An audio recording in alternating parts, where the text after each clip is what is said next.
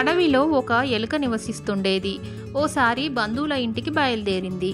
మధ్యలో ఏరు అడ్డు వస్తే దాన్ని ఎలా దాటాలా అని ఆలోచిస్తోంది.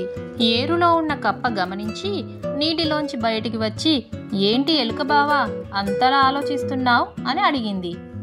దీనికి ఎలుక, ఈ ఏరుని దాటి మా బంధువుల ఇంటికి వెళ్ళాలి, ఎలా దాటాలా అని ఆలోచిస్తున్నా అని అంది. కప్పకు ఎలుకను ఆట పట్టించాలనిపించింది. ఓ పని చేయి, తాడును నీ నడుముకి నా నడుముకి కట్టు, నేను ఈదుకుంటూ వెళ్తాను, నా వెనుక నువ్వు కూడా వచ్చేయి అని చెప్పింది. ఎలుక ఏమీ ఆలోచించకుండా వెంటనే సరేనంది. తాడుని తన నడుముకి కప్పకు కట్టింది. రెండు చటుక్కున నీటిలోకి దూకాయి. కప్ప నీటిలోకి దిగాక నచ్చినట్టు ఈదడం దుమకడం చేసింది. దీంతో పాపం ఎలుక మునిగిపోతూ తేలుతూ భయంతో అరవసాగింది. కప్ప మాటలను నమ్మినందుకు తనను తానే తిట్టుకుంది. కప్ప మాత్రం ఎలుక ఇబ్బంది పడడం చూసి తెగ ఆనందించింది.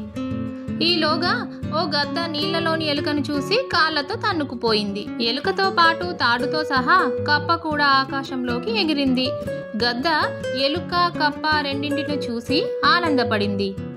అబ్బా, ఒకే దెబ్బకు రెండు పిట్టలనుకొని కొండ మీదికి ఎగిరిపోయింది. ఎలుకను ఏడిపిద్దామనుకున్న కప్పకు తగిన శాస్తి జరిగింది.